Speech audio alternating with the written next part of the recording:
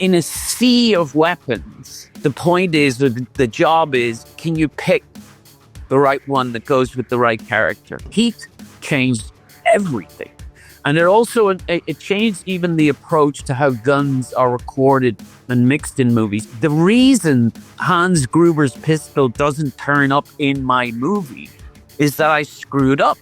That tracksuit top, my 18-year-old son tells me that tracksuit top is very famous now because of a video game. The weapon that sort of evokes most in me is the FN FAL. Are there any interesting projects that you can tease that you're going to be working on that are going to feature firearms in the future? All of them. If I see you at the premiere, then the movie happened. Hello and welcome to Hollywood Guns. I'm your host, Wilson. Whether you're into action flicks, classic thrillers, or unforgettable TV shows, this is the place where movie magic meets real-world firearms. Welcome to Action, the podcast that dives deep into the firearms tradecraft of the movie business. Join me as we talk to the directors, actors, armorers, and prop masters, the men and women who load the blanks, choreograph the chaos, and make movie magic with the guns. We're talking hard-earned expertise, insider stories, and the nitty-gritty details that bring those iconic action sequences to life. In our first episode, we're sitting down with the director who brought you Behind Enemy Lines, Max Payne, and A Good Day to Die Hard.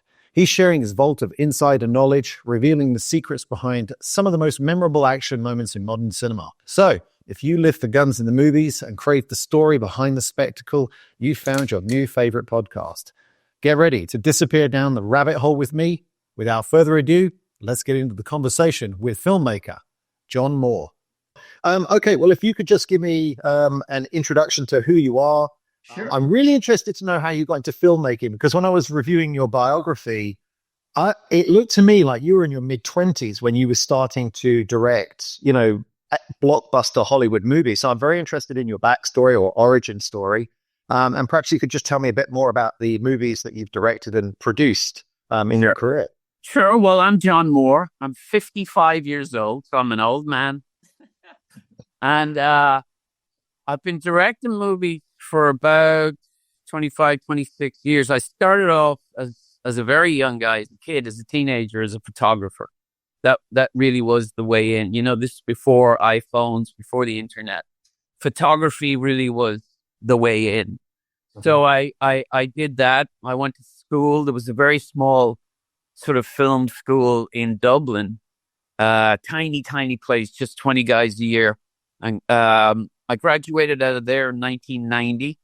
Then I started working as a technician on other people's movies. I was a camera technician. In a camera crew, you'll have the director of photography, the camera operator, the first assistant or focus puller, the second assistant who's the film loader, and then often a trainee. So you work an apprenticeship really up through those ranks, as it were. So I did that for a bunch of years.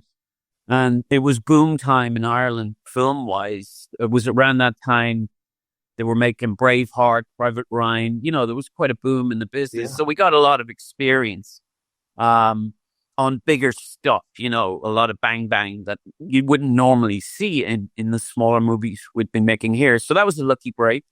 Welcome to the Intermission. You enjoying this video? Can you do me a favor if you haven't already done so and hit the like, subscribe, and bell icon button? Also, send me a comment about, what or who you would like to see on this podcast series and how I can improve. I know I need to find a better system than Zoom to record these conversations, so don't worry, that will be corrected in the next episode. Oh, and please don't forget to support the people that support me, as my sponsors provide the only source of income this channel gets. And as you might expect, there are a lot of expenses to keep bringing you these videos. Well, now, with that being said, there are more than 350 million firearms in the US, and time has never been better to learn how to be a gunsmith. Sonoran Desert Institute offers online firearms technology education with hands-on labs and materials shipped right to your door. Course topics range from AR-10, AR-15 to 1911 armorer options, and also includes shooting, sports management, ballistics, gunsmithing, and more. Get your education and turn your passion for firearms like these into a successful career. Visit sdi.edu or click on the pinned comment to ask them to send you more information. Now, let's get back to that conversation with John.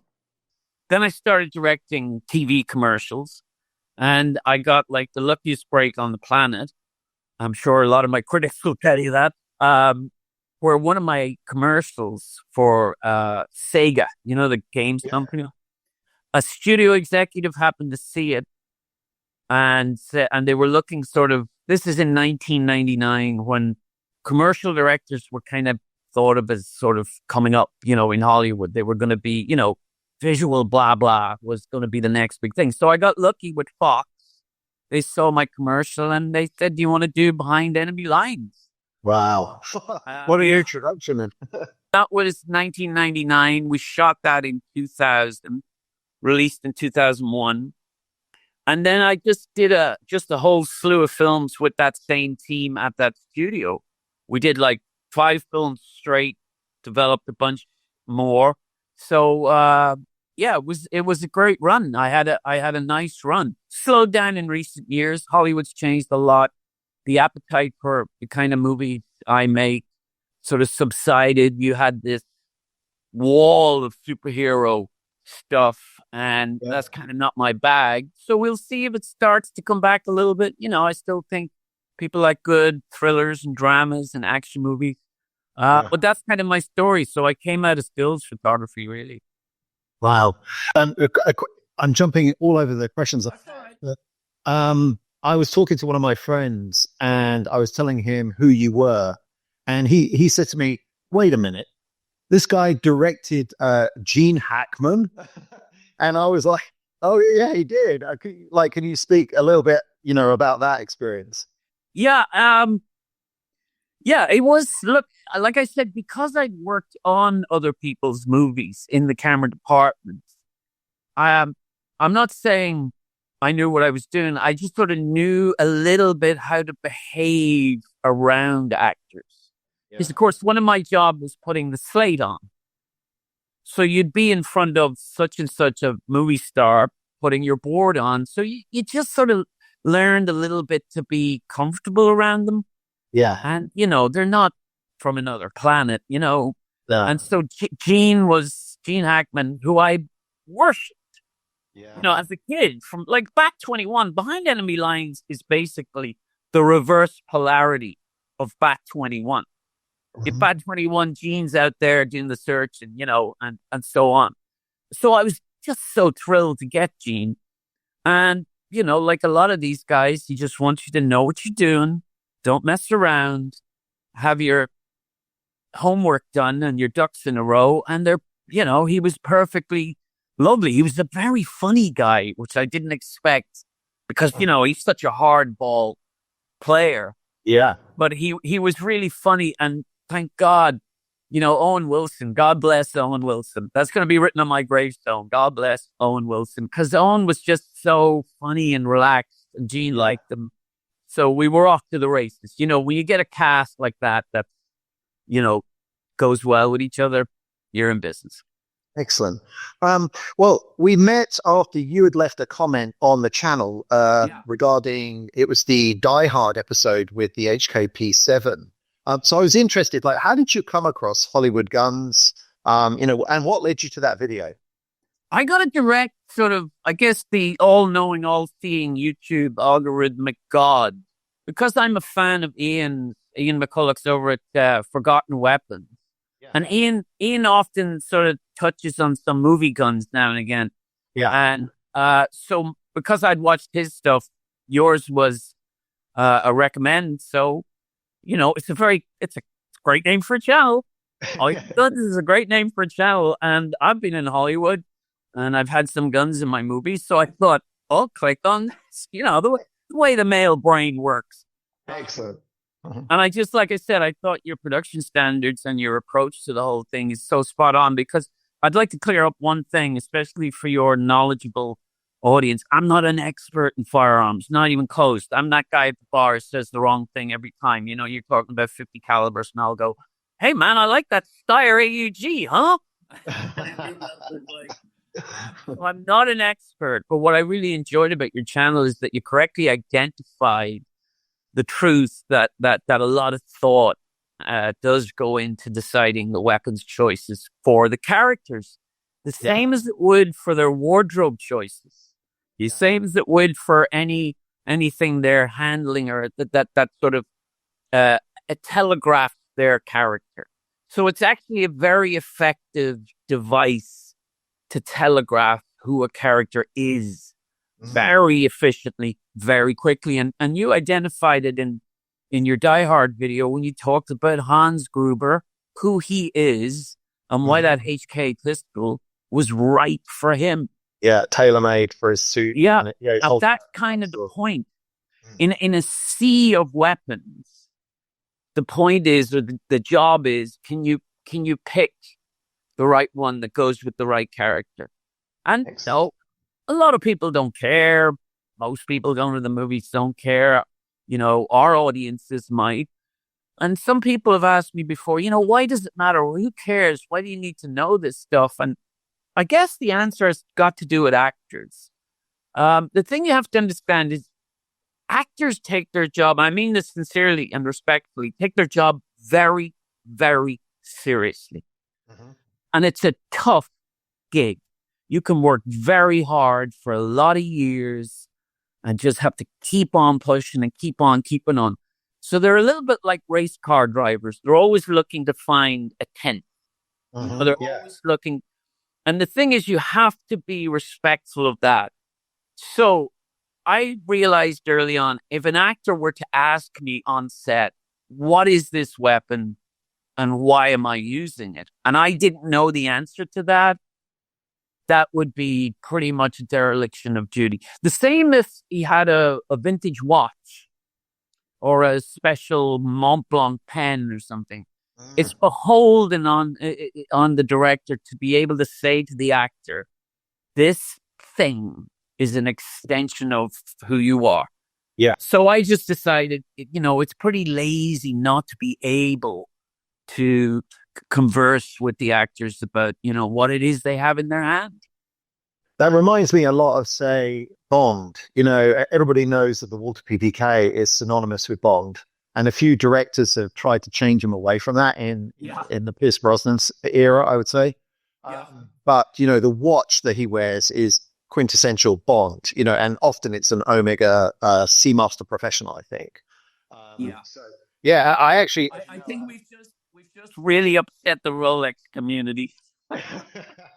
Well, full disclaimer on my channel, I don't know a lot about watches, and I guess I am an Omega guy. That's the watch that I would aspire to have.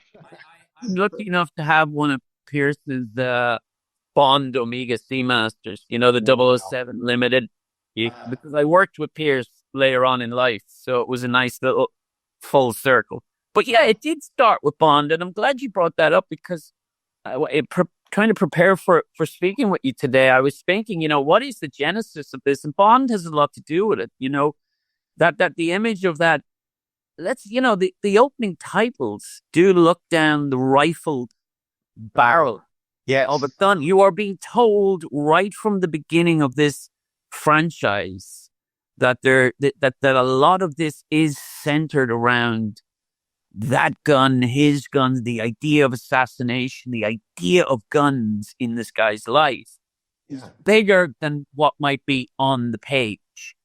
The choice to use that rifling device where he turns to the camera and shoots the PPK. And of course, half your commenters are going crazy now, going, that wasn't his first gun. It was the Walter P38. But there you go. You get lucky, or an armament firm gets lucky by association. I think Walter probably wouldn't have sold many PPKs if that didn't happen. It was it was an older gun. It had some strange associations with a certain side of things. So along comes Bond. They sell a lot of guns. They sell a lot of Aston Martins, and they eventually sell a lot of Omegas. Yeah, absolutely. That speaks to one of the reasons I started this channel and why I wanted to interview you and talk more to people in the movie business about firearms choices, because I think one of the things I've seen on the channel is I only started this 4 months ago, and it was going to be an expression of my hobby, my gun collection, and my origin story. My origin story was I grew up in the 80s and 90s in England, watching American pop culture, movies and TVs. And that made me want to emigrate here. And I set my course to get here. And then when I got here, I revisited all, my childhood action heroes, and then realized that I could buy guns in America. And so I began collecting guns, and I collected guns from movies and TV shows. And then when I talked to people, I found that was a common thread amongst a lot of firearms enthusiasts in America. Yeah. They would buy guns that they saw in the movies. And as you have alluded to, as you spoke to in the comments, there are some very knowledgeable people. I kind of have a knowledge of like an inch deep and a mile wide about lots of movie guns. And on every video, there are people in there that know everything about that particular firearm. And they correct me often, which is great. And I love being in those comments and talking to the audience because that motivates me. I was going to ask, so what is your relationship? Can you sort of double click into your relationship with firearms? Was it just from your movie experience, or do you own and shoot guns whenever what? I don't own any firearms currently. I grew up in Ireland, actually in a town very near the border during the 70s and 80s. And I don't need to explain to you, there were a few issues. Absolutely. Back then. So there were zero firearms in Ireland. I mean, the irony being the place was crammed with weapons because there was, however you look at it, some kind of war going on. But in terms of the civilian access to firearms, it was sealed off completely. If you were a farmer and you had land, you could have a shotgun. But there was absolutely no pistols. There was absolutely no rifles above 22 caliber. And even then, you had to go through an extraordinary rigmarole to access any kind of firearms. So it being the forbidden fruit, as a kid, you're looking, because on these streets, you're seeing the army all the time. In the 70s, the 80s, even on the Republican side of the border, you would get a lot of army activity because, of course, money back then, people were paid in cash. So there would be cash escorts. And those had to be provided by the military. And when I was 7 years old, I was in, my mom was uptown shopping one day in the town center. And there was a sudden cash escort. Obviously, they wouldn't advertise these things.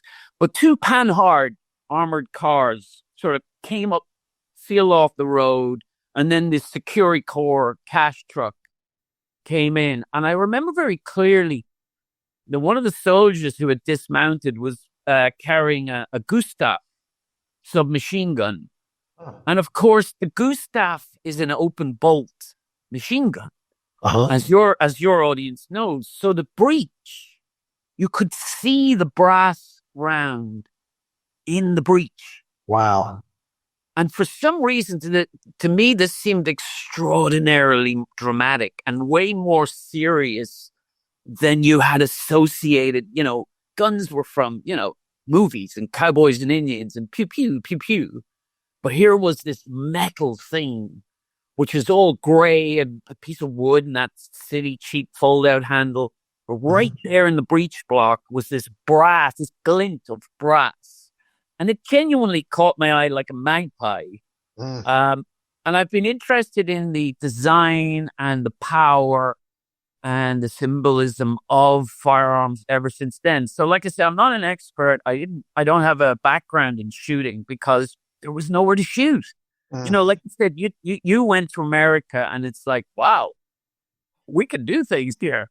Yeah. None of that existed. But I grew up beside an army base. There was helicopters coming and going. You'd see the guys a lot. Had family in the military. So I guess it was just one of those sort of, not obsessions, but I just always had a casual interest in the design of these things. And then, and again, there was no material. I remember in 1983, I went on a school trip to France and everyone else was spending their pocket money on, I don't know, mini Eiffel Towers or whatever, souvenirs. But there was a magazine store in the ferry terminal that had all the American gun magazines. Oh, wow. So I finally got my hands on the 1983 Guns and Ammo annual edition, where they have the catalog in the back. Yeah. And it was around the era of the Automag, the 44 Automag and the Bren 10. Who remembers the Bren 10? Everybody on this channel. Everybody on this channel. So I got that one Guns and Ammo annual when I was 13, and that was my go-to guide because, you know, it was up to date, beautiful ads, you know, the gun photography was extraordinary. I know we're going to get beat up a little bit for fetishizing these things, but we're talking about them like we would about some design piece of furniture or a watch. Yes, comments, except they kill people. A lot of us would be happy to research and view guns in museums and in books and never fire them again in our lives. You know, some of us do have a fascination with the mechanics. You know, I'll talk to engineers about roller delayed blowback, and they're as fascinated about it as they would be about some piece of hydraulic lifting machine or something. Yeah. So there is a section of people who genuinely appreciate them for the design and the effect. But like I said, because it was a forbidden fruit, my access to it was from the design point of view. It was from, look at this thing because you can't touch it.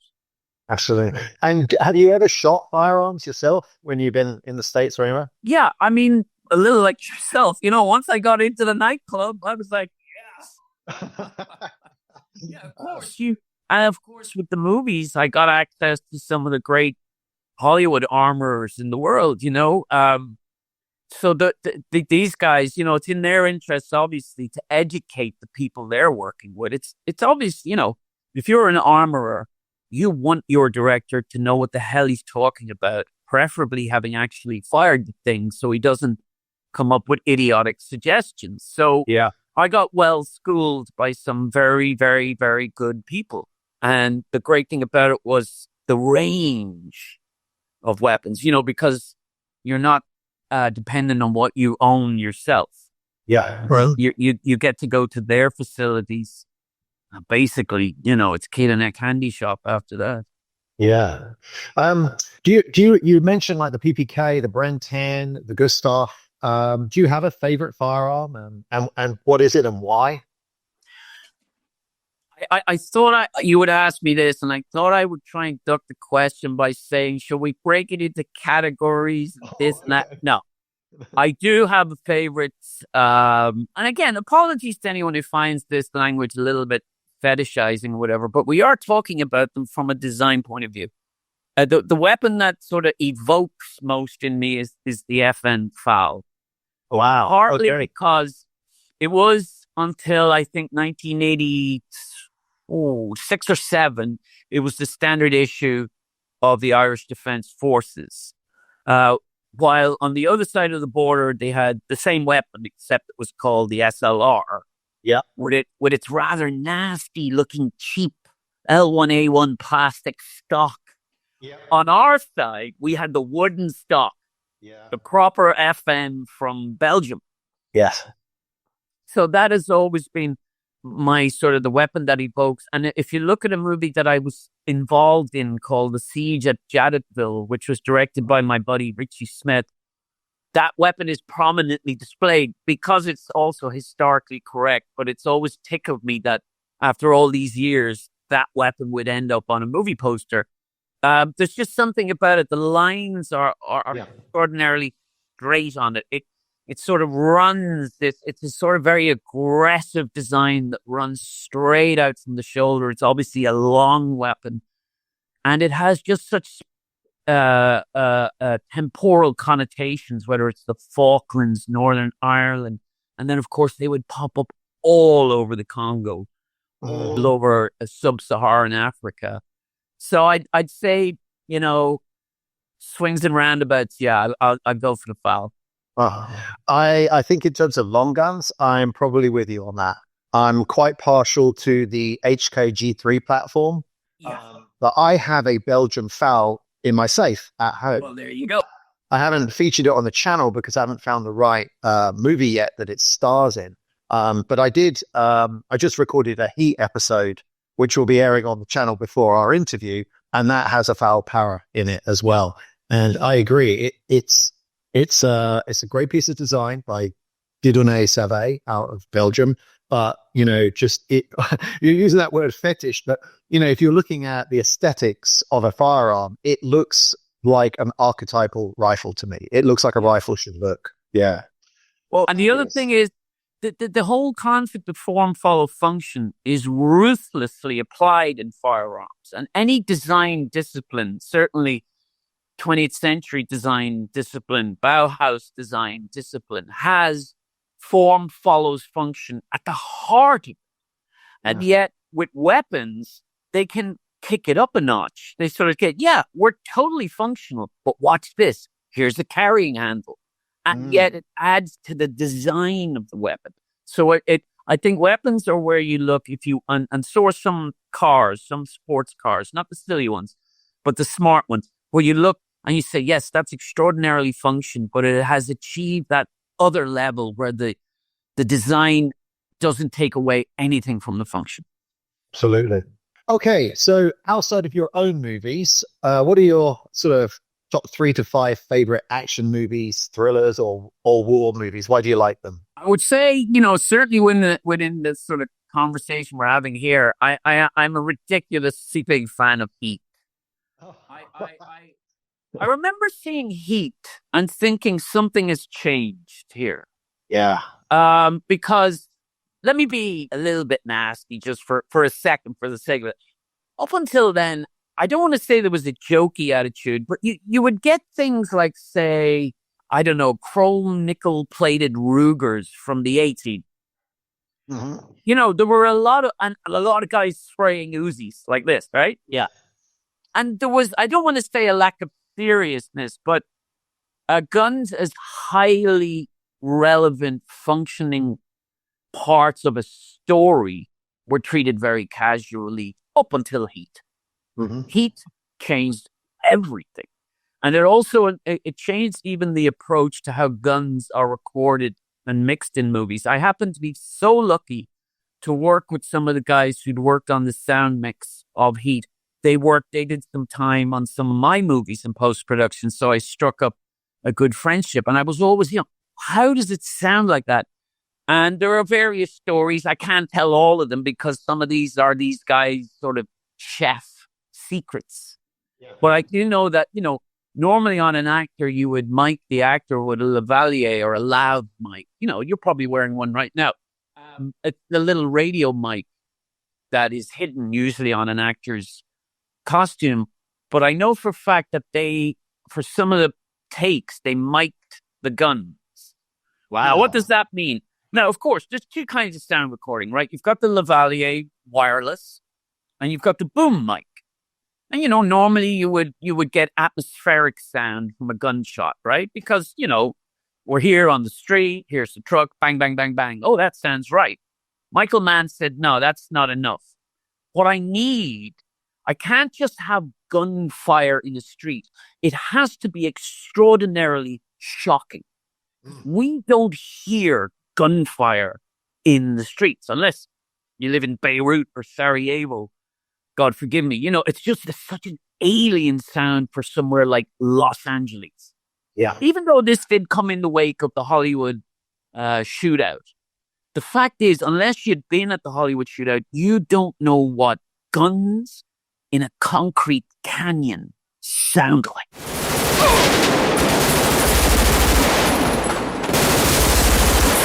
Unless you were. So what Michael did what Mr. Mann did is he took those lavalier microphones and placed them on the weapon. Now, they're going to over-record, right? They're going to compress, they're going to peak, they're going to bend the needle. But occasionally, you're going to get a sound dynamic that puts your cheek right on that breech. When there's a single shot, I think when Pacino finally takes down Michael Madsen. After that bank heist, Pacino chases Michael Madsen. Michael Madsen takes the hostage kid. Sorry, you've already Tom Sizemore, Chirito. Tom Sizemore. I'm always getting Michael Madsen and Tom Sizemore. Forgive me, Tom. Forgive me, Mike. Tom Sizemore. Beg your pardon, of course. And there's one, you see Pacino hold it, slow his breathing. It was like this little bit. Yes, settles himself. But listen to the sound. The sound drops, the atmospheric sounds, to leave room for that one bang, one shot that ends it all.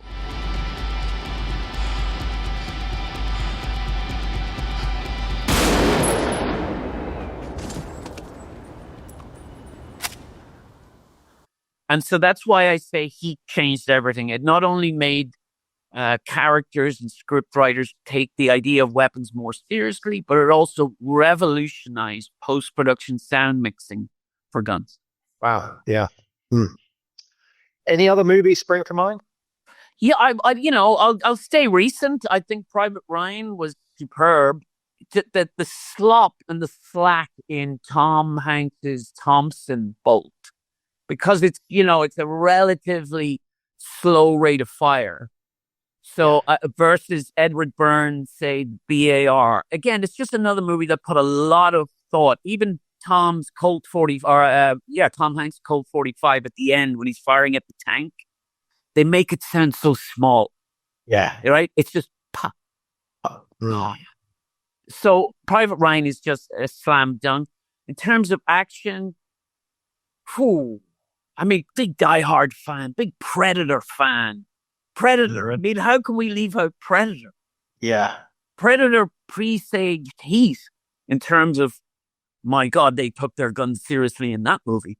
Yeah. We saw, the minigun. Yeah. Nobody had ever done that. That's crazy. Not to bang on so much, but again, in Predator, you do see how firearms are used as an enhancement to the character.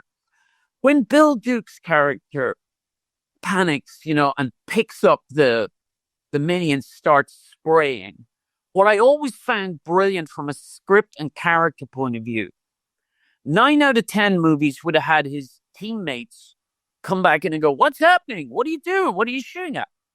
What do? They form a semicircle and they let rip. They know that if their buddy is firing, just fire and ask him later. And that talks about the bond between the men, that there's no questioning, that if he's firing, we fire. And this is practiced and we're shoulder to shoulder. We know our spreads and we know our arc of fire. But I just love the fact that, again, you're using guns as a way to communicate about the characters here. And it's actually quite effective. You think about it. Most scenes would have had them question what Bill Duke was doing. What are you doing, man? You're wasting all our ammo, man. No. It's a great way to signal character. And what does Billy do? At the end, he throws his weapon away, right? He stood on the bridge. He realizes there's going to be no escape. This is primeval. Yeah. So I just love the fact he tosses his AR, right? And he cuts himself on the chest using a primeval weapon, right? He's thrown away the modern weapon and he's gone back to the cave-style weapon. Yeah. Because he knows that it's on, like Donkey Kong. So Predator, great. Die Hard, great. And I'm a big fan of the sort of late 80s, 90s thrillers that they don't really make anymore. Stuff like Black Rain, Ridley Scott's less talked about movie. Really good thrillers. Sorry, well, who was the guy in Black? Who was the actor in Black? Michael Douglas. It was okay. It was the one on the motorcycle. Yeah. Okay. Got it. Yeah. So I just love thrillers like that. That just really tell you a good story. They're pretty thin on the ground nowadays. The thrillers are normally relegated to relatively cheap. Put her on Netflix. It's a little shame. It is a shame, but as you said, things are changing. The pendulums always swing, and hopefully, we will get back to some, incredible filmmaking. That speaks to the channel. Like, I'm sort of stuck in the 80s and 90s and early 2000s on the channel, mainly because you said that today's modern movies are just reliant on superheroes, Marvel, and overuse of CGI. And I just find that I can't watch them. So when you had said to me, hey, I did Siege of Jadotville, honestly, I wasn't really expecting much because it's a modern movie. And generally I find them, I just can't really sit through them and enjoy them. So I felt like that movie was in the vein of an old-fashioned drama, slow, laborious build up, interspersed with action sequences. And as I said to you when we were talking on email, I loved it. I was like, wow, this is like one of the best movies I've seen in ages. All credit to Richie Smith, the director of that. Richie had to push that rock up the hill. because, like you say, it needed to be a slow burn, and that's not easy. Getting a studio to realize that they don't need a huge action sequence within the first 10 minutes of the film. Yeah. I like I said, I was only partly involved in producing that, but I'm very, very proud of that movie. I might be most proud of that movie, even though I didn't really have much to do with it. He really did nail it. And again, he used the gun very cleverly, because the soldier has to shoot the bell to alert the rest. Yes. Yeah. It's just where you insert a gun prop right at the right moment and you make the right choice. It's going to do a lot of heavy lifting for you. Let's stay with Siege of Jadotville for a second. Yeah. Because I had a question for you. There was a really interesting part in the movie where the lead guy, I've suddenly forgotten his name, calls. Jamie Dorman. Yeah, Joey Dorman says, "Sniper, can you see that guy in the white?" And he's obviously at a long distance, probably 800, 1,000 yards, I'm guessing. And he says, "Can you hit that guy?" And the sniper says, "I can," but he calls for the Bren gun. So he switches from a number 4 Enfield sniper, which is an amazing sniper rifle for the era. And he goes to an open sight Bren gun. And I wanted to ask you, what was the reasoning behind doing that? I have an idea, but I wanted to get your thoughts on it. You know what? For all our talk on the movie side of things, sometimes we just do things for fun. Sometimes it's very well planned and it makes a lot of sense. My understanding is, I wasn't there when that was shot, but my understanding is that it was partly an apocryphal story, because of course that was a true story. And there were anyone who was alive, we hunted them down to see if they could tell us, interviews and fill in some of the blanks. I'd have to say, I think they did it for fun in the movie. Not fun, but you know what I mean? It was more of an exciting thing to do. Whether it passes the technical sniff test, not sure. Well, I'm going to do an episode on it, because you should get Richie to do this. He was the man in charge, and I have his number, so I'm sure we can sort that out. Oh, okay. Okay, I have a theory, but I won't say it on the interview for now, and then I will ask Richie. There is in my opinion, and everyone's in the comments right now screaming at me on this and saying it. There is. I'll give you a clue. I think it's to do with the elevation range in the scope of the sniper rifle. It will only give so much elevation, and the Bren gun. Oh, I've given away the secret here. But the Bren gun has an open sight with a much more elevation capability. It's got a big ladder. Exactly that. Yeah. But again, I might cut this in post and then let Richie kind of explain it. But yeah, I think that's why he did it. But amazing scene. We never find out quite what the guy in white was, do we? I don't think in the movie. The guy in white really represents many characters, because sometimes you have to make a compound character. So he really was there to represent the old Belgian colonialist ideal, the man from Del Monte, as it were, that he's the bad guy wearing a white suit. So I kind of like that idea. I think that spoke to the it's a pretty blunt metaphor for a colonialist wanker, basically. Cool. Okay, then. All right. Well, we covered a lot. You had mentioned Heat and Michael Mann. I had one other question about, is there any other directors you think pay really close attention to realism of firearms portrayal in their work? Oh, yeah. I mean, John McTiernan, who did, of course, Die Hard and Predator. And anything that really has any history with John Milius. I'm sure your audience know John Milius, the writer-director, Red Dawn, Apocalypse Now, and many, many, many others. Whether there's anyone today doing it, your audience would have to tell me. Yeah, I think in general in Hollywood, it's let me let you into a little secret. We don't have these conversations. Ah, okay. In Hollywood, we have them in production. in amongst the armorers and the people actually making the movie. But you're not going to go into a Hollywood pitch meeting or a Hollywood studio and necessarily display this level of detail. That's for down the road. So I don't know who's paying super attention to it. I mean, can I ask you, who strikes you today that, like, where do you see it, apart from maybe the Bond movies? I can't think of a modern day Heat. I can't think of a movie that utterly relied upon maybe Sarah Connor's armory in Terminator 2. That made a big concession but that's 30 years ago, man. I'm struggling. I mean, League of Extraordinary Gentlemen did it in a very funny way. Men in Black did it in a very funny way, but it's sort of goofy. It's sort of like the velvet line gun vault. Yeah, with all that. It's good fun. It looks good, but I can't think of outside, of course, of a military movie like American Sniper or Zero Dark 30 or Hurt Locker, stuff like that. Yeah, but they certainly don't move. Certainly don't romanticize their weapons. So I can't actually think of someone who's got that balance of paying a lot of close detail, but that it also adds to character. well, I would say for the audience, if they can think of someone, drop it in the comments. A modern director. Yeah. Okay. All right. Let's get to some of the technical aspects of Hollywood movie making related to firearms. Sure.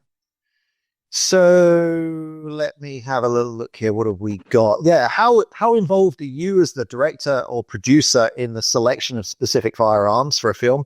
Do you work closely with the writer, the armorer, the prop master? How much responsibility do you have? How much do you delegate? And who is the person really that is choosing the specific weapons for a character? Okay. Sometimes it can be written on page. If you get a writer who's decided, let's say he's making a movie about two rival snipers in the wilderness or something, the writer may make a very clear and obvious researched decision. Not always. So on the page, it could come from the writer. Failing it coming from the writer, it should come from the director, who should be at least interested enough to then subsequently talk to the unit armorer. The armorer is a big deal. You get guys like Del Reed, Mike Papek, who you have your first consultation. And that's a little bit like going to a priest and a doctor. You say, bless me, Mike, for I have sinned. I would like the following for this character. And, those guys' default position is, yes, sir, because God bless them. They try and make everything happen for you. But then, if you feel a little more confident to admit that you don't know what the hell you're talking about, these guys are great for suggesting it back to you. They'll say something like, the actor playing that part is 5'2", 90 pounds. You sure she should have a ba-ba-ba instead of a ba-ba-ba? So it's very cooperative that way. And the best idea usually wins within the confines of what we're trying to do with the character. So you'll have those conversations with the armorer. Now, that's all well and good, but it's just talk. When you get into the practicalities, there's some very sudden, real brick walls you can hit. Where are we shooting? Are we shooting in Canada? Whole set of rules. Are we shooting in Prague? Whole set of rules. Are we shooting in Budapest? Whole set of rules. Are we going further east? Are we in Moscow? Are we in Serbia? Whole set of rules. Are we going to Baptiste in the UK? Are we asking Baptiste to turn up at Pinewood? Whole set of rules. So you have to become au fait and not be silly. Like if you're going to Eastern Europe to shoot a movie, you should be aware that it's going to be a lot of comm block stuff.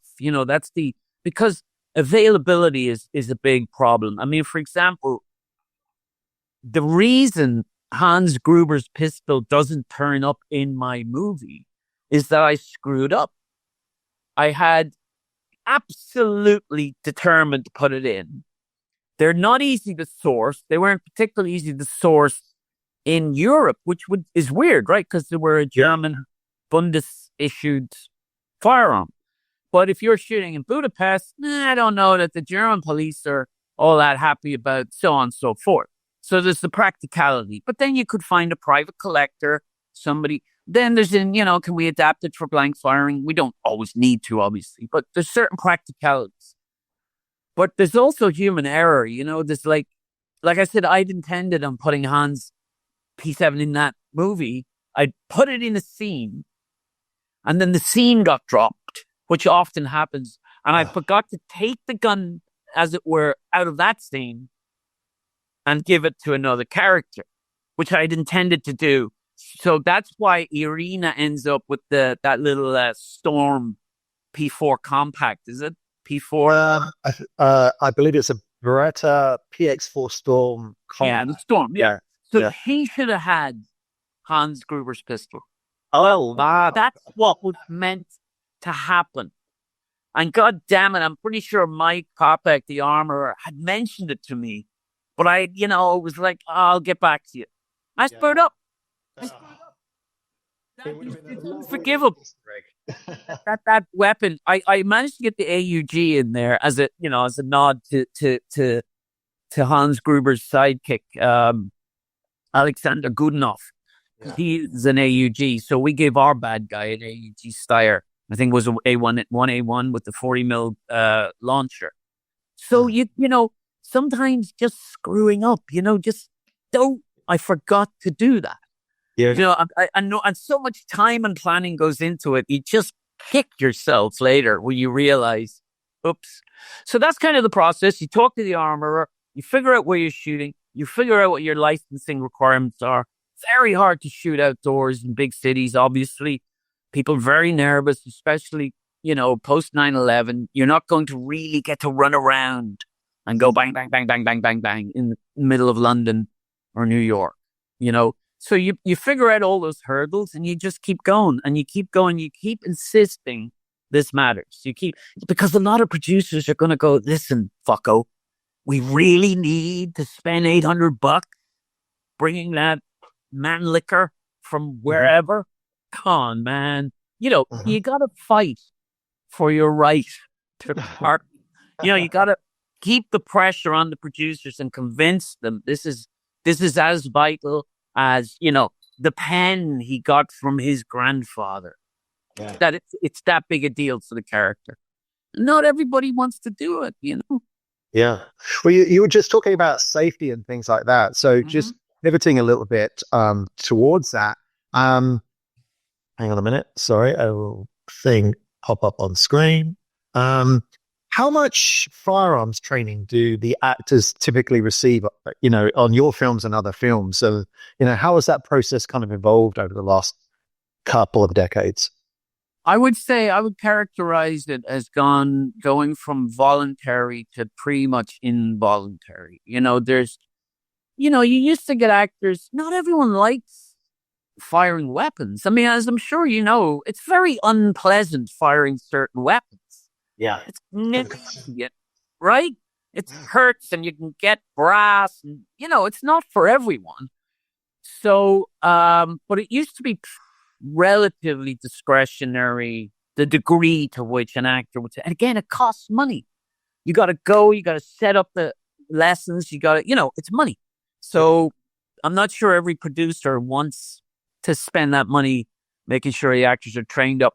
That's largely gone. I think most armorers and most people with a brain in their head now would say, you got to learn how to be comfortable. You cannot you cannot be it's just, if you were riding a horse, if you were doing a sword fence, wouldn't you train? Wouldn't you get proficient in doing that?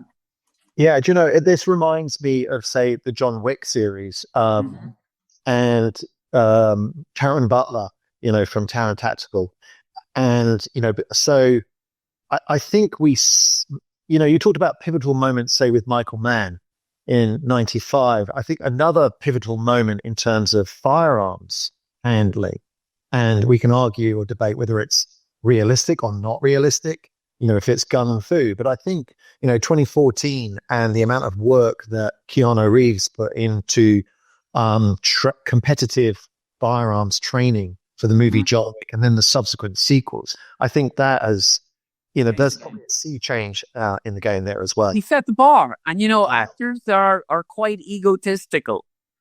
So Keanu rocks up and says, "Beat that." So now the other actor has to be like, "Well, I look as good as Keanu," Yeah, I and feel it's bad great. for I him love because it. I don't know how It's you like could. it's like when Usain Bolt breaks the world record. Now somebody's going to have to run faster than Usain Bolt. Yeah.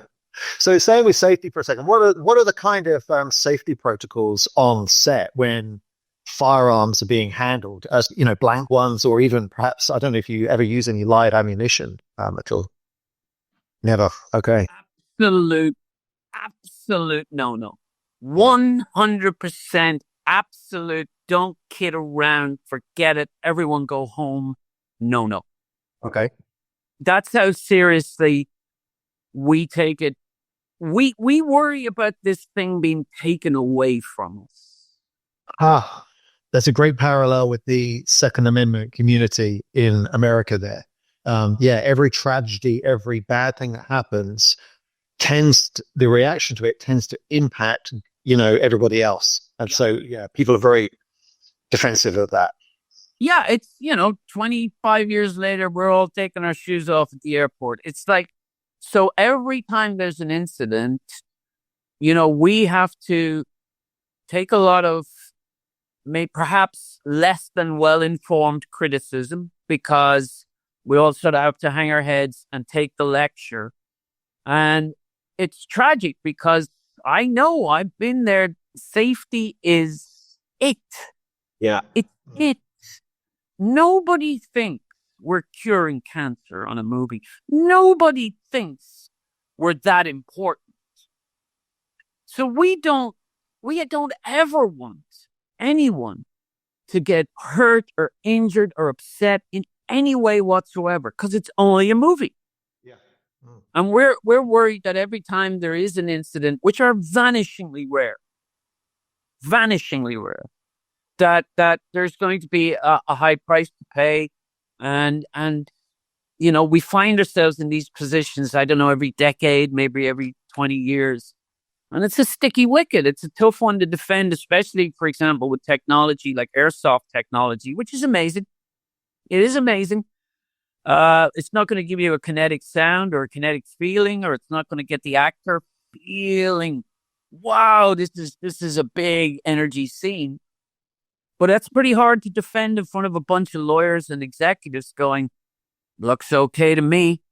Yeah. Add a muzzle flash in post-production. I don't care if his shoulder doesn't kick. Yeah. I got to pay $100 million premium. Yeah. So it's like everything. We are focused. I'm sorry, I don't mean to beat the horse on this, but it's just so tragic when something does go wrong. It is the nightmare. You know what I mean? It is our broken arrow. Yeah. It can't go wrong. It can't. Yeah. So when it does, it hurts. I don't know if you're comfortable making a comment on it, but obviously a lot of people on this channel ask me to feature Rust. And I'm like, I don't really see any point doing that. No, there is no point in doing it. Not least because we don't know everything yet. Yeah. And what are we going to do? Add our, informed voices to the noise as if it's going to quieten the noise? No.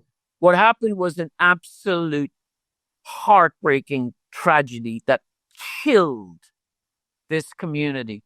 There aren't that many people doing this. Within an hour or two, we've all spoken to each other and we're all devastated that this has happened. Yeah. So all I can say on it is I don't know everything. The devil has spoken. I don't know everything, but except to say that it's an awful, awful, awful thing that needs people who don't know our business to either inform themselves about how we operate and to not be so silly. We take it very, very, very seriously. Got it. So how do you work with, so you had said, hey, we never use live ammunition. That was going to be one of my questions. Is there ever a case where you do like a shot to show being shot and hitting a target? I'm guessing the answer is no to that. No, not with an insured unit. What I mean by that is in the film, on a movie set, you have the unit, which is your main crew. Then you might have a second unit. You might have a splinter unit. You might have a pickup unit. It has been done on occasion under the strict sort of scientific situation where a camera will be locked off on a firing range. Okay. Away from the main unit. It could be months later. There'll be 3 people there. The camera operator, range safety officer, and the firearms officer. And on occasion, like we did it on Die Hard with the helicopter, the Mi-24, we could not get that weapon to function with a blank load. It's a 30 millimeter cannon. Yeah. Mm-hmm. So what the Hungarian Air Force said is you can go to our range for our helicopters when we are doing our live fire. And you may film that as it documenting. You cannot instruct us. You cannot tell us to do anything. But you may film it as an observer. So occasionally, I guess I did break my own rule a little bit by saying but there's never live ammunition around a unit, around actors, around main crew. Never in my experience, ever. Got it. Okay. All right. I had a question. This actually goes back to the original Die Hard a little bit. We touched on this subject earlier on, which is famously, or there is a legend that Alan Rickman was very uncomfortable shooting guns on the original set of Die Hard, and he would like flinch and blink every single time he did it. And so there's obviously the very famous scene where he is sat and says, "Give me the codes. I'm going to count to 3. There won't be a 4," and he shoots Takagi in the head. And when you watch that scene, the camera cuts away because apparently he flinched in that particular scene. Have you ever encountered, similar things where an actor is very, has got has a flinching mechanism, a flinching response, or is that so unfamiliar or uncomfortable with firearms that it really affects how you're shooting the movie? It does happen. I would like to suggest that Mr. Alan Rickman was not flinching. Ah, okay. Mr. Alan Rickman's character was flinching. I think, and I have a little bit of an inside track on this, he decided that Hans Gruber was not good with guns. That Hans Gruber has manicures and Savile Row suits. He has people to shoot the guns. Now, occasionally, like Abu Musab al-Zarqawi, he will have to step forward and demonstrate to his men that he's still a tough guy. But that's what I'm saying about respecting the actors. I mean, I'm sure I'll be proven wrong. I'm sure somebody will find 10 clips of Alan in other movies, blinking. But I am willing to believe that it suits the Hans Gruber character to be a little squeamish, a little bit delicate around firearms. It's why he has, a $3,000 pistol that's got a bizarre safety mechanism that doesn't ruin the cut of a suit. This is a man who doesn't like using weapons. So I'm willing to believe that it was a character choice by Alan Rickman. God save his soul, he's not here to answer, but I choose to believe that. In terms of it happening, yes, it can happen. It can happen to the biggest, toughest, most macho guys you can believe. It can largely be trained out of them, but not always. Yeah. Okay. Are there any interesting projects that you can tease that you're going to be working on that are going to feature firearms in the future? All of them. I'm look, man, we're very superstitious in the movie business. It's like we're like circus folk. We're terrified to say something that isn't. I used to say to people, if I see you at the premiere, then the movie happened. Up until then, all bets are off. Got it. But so we're very reluctant to say this might happen or that might happen. But I am currently working on it's not a movie, it's a show. I'm trying to with Richie, who did the Siege of Jadotville, we're trying to make the story of the Battle of the sinking of the Bismarck. Wow. So if you want big guns, Yes, of course. and we've been doing an awful lot of research into those weapon systems, the fire control systems, the fire control computers, the solutions computers, the sheer kinetics of what happens when one of those 15 inches goes off. So that's what's been taking my time lately. I hope that we can make like an 8-part streamer. Yeah. That tells the story of the sinking of the Bismarck. Now you've mentioned that, I've suddenly thought of a recent movie where I think is the firearms portrayal is extremely accurate and terrifying, and that is Dunkirk. Oh, yeah. Yeah, especially the opening scene when they're walking down the streets and some machine guns start opening up on those soldiers. That is absolutely terrifying, especially when you listen to it on a big sound system. The soundscape is amazing.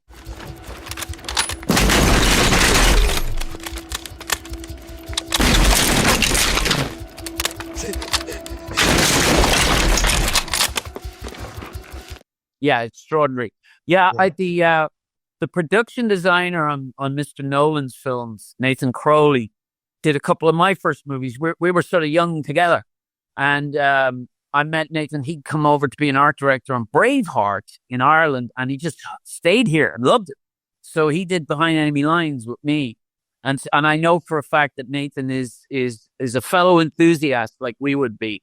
So I'm pretty sure that I see his fingerprints on that movie. Fantastic. All right. Well, as we sort of draw to a close, I asked the channel to pose some questions to you. Yes, sir. I said, we were meeting. So if you don't mind, I'm going to go through a bunch of quick fire questions. The first one, I'll put everybody's names in post because everyone has these weird handles on YouTube. XYZ321 says, so, but anyway, one of the viewers said, to quote the Internet Movie Firearms Database, in Behind Enemy Lines, director John Moore was nearly killed while operating the camera for the shot in where the tank burst through the wall. He was pulled out of the way by stuntman Jimmy Roberts just in time. Is that true? That is true.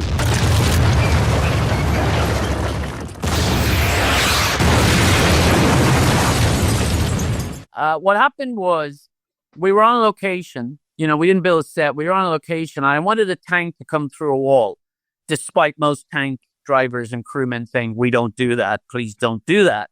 I said, come on, man, that's a movie. Tanks go through walls in movies. And we realized the only way we could do it was reverse was a Slovak Army T-72. It wouldn't have been a T-72B3, but it was a T-72 derivative. And what I thought is, look, what we did is we backed it into its spot and built the wall in front of it.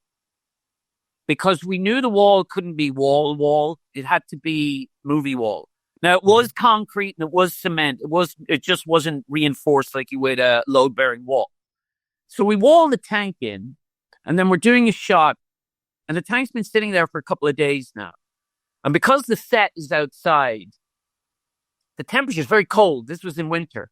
So I was stood in front of it, just to the left, and Jimmy, who was Owen Wilson's stunt double, and a very close friend of mine, I said, actually, he said, I'm just going to keep a ham in. Because behind me was a pillar. So I've got the camera on my shoulder. Behind me is a pillar. In front of me is the wall. T-72 is going to come out. T-72 comes out. Very exciting. As agreed, the driver hits the brakes and the tank skids because of the frost. Mm-hmm. And I'm like, I'm in the worst place you can be when there's a T-72. And it's about 1.5 meters from me. Wow. And next thing I feel this hand on me. Now, at the time, I must have weighed 290. And Jimmy, he's like that. Wiry guy. He was a tank operator. He was a tank driver in the American military. So small guy, wiry guy, And he bodily lifted me and the camera I'm carrying, which was a Panaflex, it weighs 60, 70 pounds. And I just feel myself being lifted up. And I think I'm being hit by the tank. I think that's what's sending me into the air. But it was Jimmy. And it was, it's over in a flash. But we just looked at each other and started laughing. Like, Like he did. you're so, the adrenaline, the panic, the fear. We just ended up laughing and then crying and then drinking a lot. Fantastic. Huh. All right. As a gentleman here said, hey, could I just let you know that he served in the RAF 3 times and the flying scenes in Behind Enemy Lines with chaff and flare and the ejection sequence looked highly realistic to him. So I don't know if yeah, that warms your heart. So, thanks for that. I live for that. You don't understand, because I get it the other way sometimes. I get it like, so anyone who can see past the flaws, the sort of necessary Hollywood bits, and says, yeah, they did their homework. That's all I ever want. That's all I ever want is somebody who says, yeah, they did their homework. Yeah. So thank you to that viewer. Thank you very much. I wonder what he's through. Tornadoes? Oh, I don't know. It could be. Yeah. Let me see. His username doesn't really give away his age unless he was born in 68. But yeah, possibly. Okay. So a gentleman here says, why does Marky Mark carry the Judge revolver in Max Payne when most people consider it a silly range toy? Because it's a silly range toy. But I wanted, again, it's character. It's character. I wanted him to, in the scene, he's blowing the doors off these toilet cubicles. Now, he could have just nailed the guy, but I wanted to make a big deal of him blowing the doors off, as it were, to quote one of your countrymen. So I'd been doing some research and I found a judge and I was like, this is silly. This can't be real. And it was real. And my God, getting one of those to Canada was an ordeal. Again, it's that thing, legislation, local area, whatever. So it turned up and the armorer was like, dude, what is this? Where am I going to get 410 shotgun shells? Yeah. And then he figured it out. But it really was there to be different. Mm-hmm. Sometimes you just want that, right? You just want an ice cream with a flake in it. And it's like, that's all that was, really. Out of your movies, which one are you most proud of and why? Enemy Lines. Because Behind Enemy Lines, because it was first. Because, you're going to fall on your face first. And if you can get up and do it again, then, you got to love the first. It's a sort of romantic idea. It's full of mistakes. It's full of errors. It's full of silly, awful, bad ideas from me. But I think the cast put such effort into it. And, I don't want to be sort of coy about this. The fact is that movie released very soon after 9/11. I think something like 7 weeks or something after 9/11. And we had the premiere at Naval Air Station, Coronado in San Diego. And we had the premiere on an aircraft carrier. And then we showed the movie in this giant blimp hangar with 3,000 Marines and sailors in it.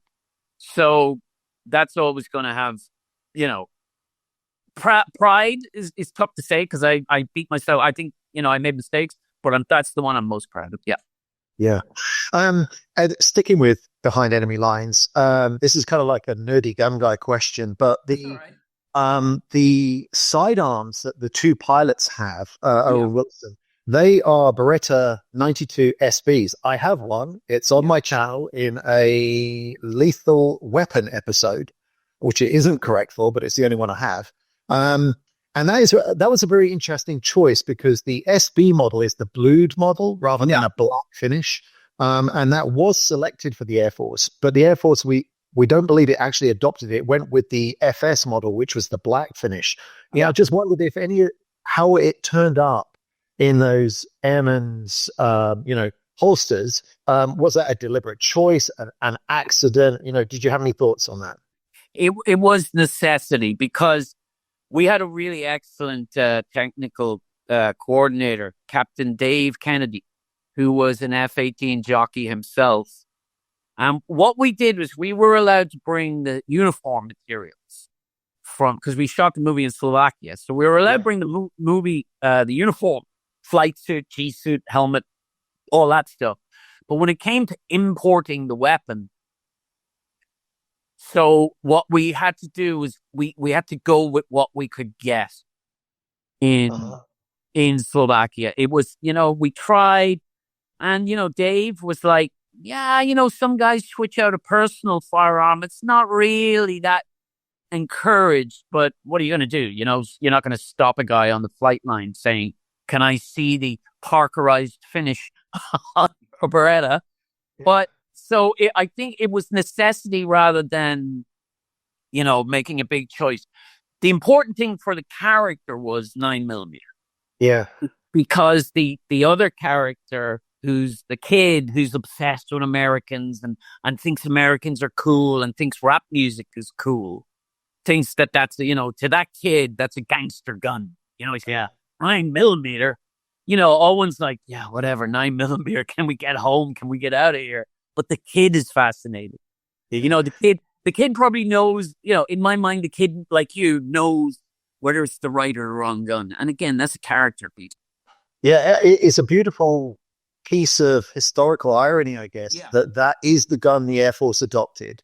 But then I argue they got cheated out of that, which is the best looking Beretta 92, and they had to go with this matte finish. But anyway. But there's also a little controversy here. There's a little bit of my sister, my cousin, because the Air Force may have chosen it, but the naval aviators, don't ever call them pilots, the naval aviators were a little bit not too happy about that choice being made for them. So there are plenty of stories about naval aviators who carry whatever the hell they want under their arm.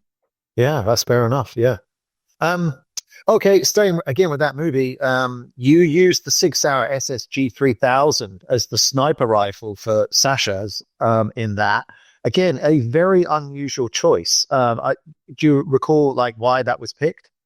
I do. As you know, it's more of a police weapon, right? It's more of a SWAT hostage tactical rooftop weapon. Mm-hmm. And the logic, I'm sorry to be repetitive, but it always comes back to character. The logic was that this character had been shooting in built-up areas like Sarajevo, which was unfortunately extremely famous for its savage sniper wars. Yeah. So the idea was that he was more of an urban shooter, that he didn't really have a weapon that you would be snow tracking or, making a ghillie suit for or trying to obfuscate, so that it kind of tracked with me that he would have, a black long gun that really does belong on a rooftop. It doesn't really belong running around the forest. So it's a slightly odd choice, but it's odd for a reason. Continuing that thought, the character obviously wears an Adidas tracksuit top and looks very urban again. So I'm guessing that was by design too. He's not wearing. Funny story about that, if you'd like. Yeah, absolutely. That tracksuit top, my 18-year-old son tells me that tracksuit top is very famous now because of a video game. That character, I'm sure your commenters will know that it's either Grand Theft Auto or something like that, where that character basically came out of the movie and went into that video game world. Yeah. And now there's guys online in America who sell his top for $80 or something. Now, the thing is, we wanted to use an Adidas top, which has 3 stripes. And Adidas said, no, you're not putting our top on a killer. So we just ripped one of the stripes off. And that's why it's 2 stripes. Again, it's that thing where people might bullshit you and tell you a lot of thought went into something. No, sometimes we just have to fix the problem. Super. All right. Well, let me ask you just one more question and we'll sort of finish where we were starting off. Die Hard, A Good Day to Die Hard, the final Die Hard movie in the franchise. You had mentioned that you used the Beretta 92 early on in the range scene before he travels to Russia as I'm guessing a homage to the previous movies. But then you moved on to other guns. What was the reason why you didn't sort of come back to the Beretta 92? I wanted to leave it as a romantic thing. At the start of the movie, don't forget, obviously, A Good Day to Die Hard, and it has its critics, and I accept that, was not a flawless movie.